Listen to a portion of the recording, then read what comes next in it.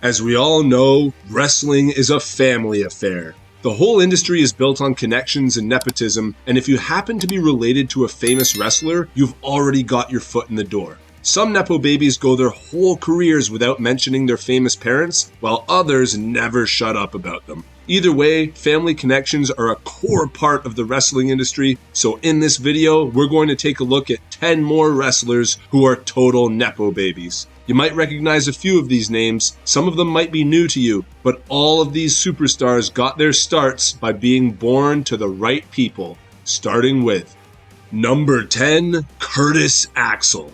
Entering the world of professional wrestling as the son of someone named Mr. Perfect comes with high expectations. Perfect, or Curt Hennig as he was often known, was a former WWF and WCW legend and one of the most respected wrestlers in the industry. His son, Joseph Hennig, joined WWE in 2007 and certainly did not live up to his father's reputation, certainly not to begin with. WWE first saddled Hennig with the name Michael McGillicuddy as though they wanted him to stumble over the first hurdle. He's cut one of the most ridiculed promos in history that saw him stumble over his words and finish with the line, "This is the genesis of McGillicuddy," that still makes fans howl with laughter today. Up until this point, it looked like Hennig was destined to fail, but after being repackaged as Curtis Axel, Hennig began to channel his father and win people over. By 2011, he was so revered by WWE management that Hennig actually trained both The Rock and Brock Lesnar for their in-ring returns.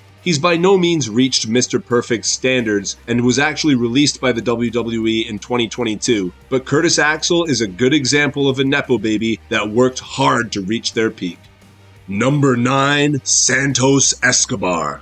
Santos Escobar might be a forgettable mid-carder on SmackDown these days, but he's actually a 23-year wrestling veteran and one of the most accomplished luchadors currently active. He's won championships in Mexican promotions AAA and CMLL and has had fantastic runs in Impact and Lucha Underground.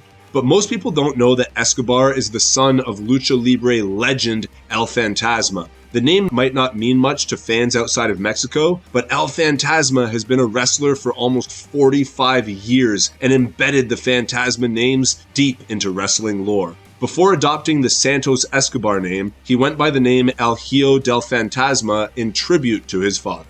Number 8, Grandmaster Sexay. Grandmaster Sexay, real name Brian Christopher, is a rare type of Nepo baby. He's a Nepo baby in disguise. Before the days of wrestling forums and social media, you only knew if a wrestler had a famous father if commentary told you. That's why for most of Grandmaster Sexay's career, not many fans knew that he was the son of Jerry the King Lawler. The King dropped a few hints on commentary occasionally, but aside from that, Lawler and Christopher were kept completely separate from each other. Of course, being the son of wrestling royalty gave Christopher an edge over the competition, but Christopher put the hard work in and eventually became one half of one of the most popular tag teams of the Attitude Era, Too Cool. Sadly, Christopher is one of 2 Nepo babies on our list that's no longer with us. He passed away in 2018, leaving behind a great wrestling legacy. Number 7, Alberto Del Rio. He might be one of the most hated men in wrestling, but no one can deny Alberto Del Rio's achievements. He's a former WWE champion and Royal Rumble winner, and has held belts in Impact Wrestling, AAA, and CMLL. He's also a proficient MMA fighter and amateur wrestler, but Del Rio is perhaps more known for his personal demons than his wrestling accomplishments these days. But still, Del Rio gets a lot of opportunities that people with his history usually wouldn't. That's because Del Rio is wrestling royalty, coming from a family of legendary luchadors. His father is famous luchador Dos Caras, and his uncle, Mil Mascaras, is considered to be one of the most influential Mexican wrestlers in history. Mil Mascaras was also one of the first luchadors to cross over into the American scene, wrestling for both WCW and WWE in the 90s. Del Rio has done 2 stints in WWE despite his troubled past, but when you consider his family connections, it makes sense why WWE would have wanted him on their roster at least at one point. Number 6, Braun Breaker. The breakout star of NXT, Braun Breaker has the skills to be a major player in the future. While WWE have done their best to no-sell Braun's lineage, most people know that he's the son of wrestling legend Rick Steiner and nephew of the genetic freak turned mathematician Scott Steiner. Despite Scott's controversial relationship with WWE, the Steiner name still comes with a ton of prestige, which is why it's odd that WWE haven't really leaned into Braun's family connections at all. Originally, Braun went by the name Rex Steiner, which is a play on his real surname, Reichsteiner. We can all agree that Rex Steiner is a pretty badass name, so it boggles the mind why WWE eventually went with the cartoony Braun Breaker name instead of paying tribute to his lineage. Braun also busted out Scott Steiner's finisher, the Steiner Recliner, on occasion too, although he seems to have dropped it from his moveset in recent months. Perhaps WWE wanted to distance Braun from the Steiner name, given that they have big plans for him, or maybe it was Braun's decision. We don't know. However, Braun is a great example of a Nepo baby that's carved out their own path while still channeling the characteristics that his forefathers were known for. Number 5, Tamina.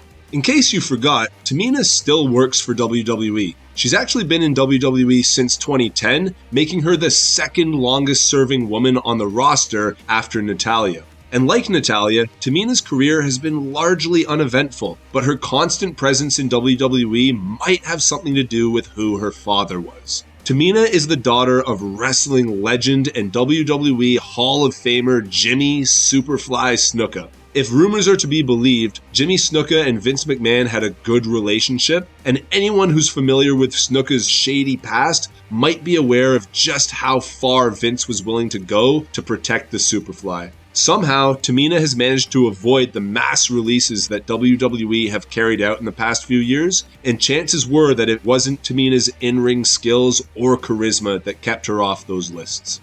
Number 4, the Macho Man, Randy Savage. As one of the most iconic names in the industry, it's easy to forget that Randy Savage had connections to the industry before he even stepped into the ring. His father was NWA wrestler Angelo Poffo, a former Midwest heavyweight champion, and he was a partner in the Atlantic Grand Prix wrestling promotion. The Poffo name certainly had value by the time Randy Savage got his start in wrestling, but his lineage was barely acknowledged on WWF television. There were regular mentions of his brother Lanny Poffo, who started in the WWF in the same year as Savage, and that may have been an even worse Nepo baby than Macho Man since he got paid to be in WCW despite only wrestling for them once in 5 years. In Savage's case, it makes sense not to mention his heritage because his character was already dialed up to 11. Overloading it with unnecessary history could have painted him more of a worker than an entertainer, and that wasn't really Savage's vibe. But still, Macho Man was one of the more secretive Nepo babies out there.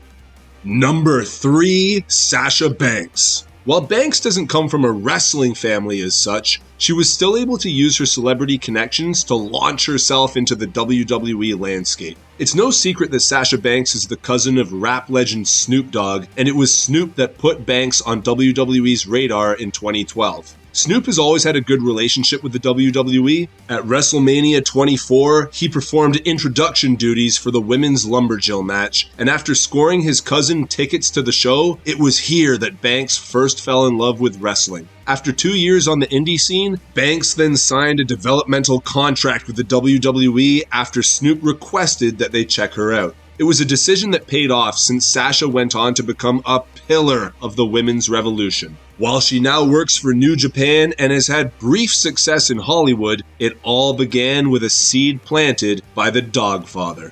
Number 2, Vincent Kennedy McMahon. This one's a little different to the others on the list because this Nepo baby used his connections to get his foot in the door and went against his father's wishes. There's no denying that Vince McMahon is the greatest wrestling promoter of all time. The man took wrestling from the territories to a worldwide phenomenon, planting the seeds for the wrestling scene we know and love today. While Vince McMahon is responsible for wrestling's boom in the 80s, he actually bought the company, then known as the Worldwide Wrestling Federation, Federation from his father, Vince McMahon Sr. in 1982. Vince Sr.'s wrestling philosophy was much different to his son's. Vince Sr. thought that wrestling should stay compartmentalized and territorial, but Vince Jr. wanted to monopolize the industry and take it global. Vince Jr. later claimed that had his father known his intentions, he probably wouldn't have sold him the company. Even so, Vince McMahon, for all his groundbreaking wrestling ideas, is still a Nepo baby at his core.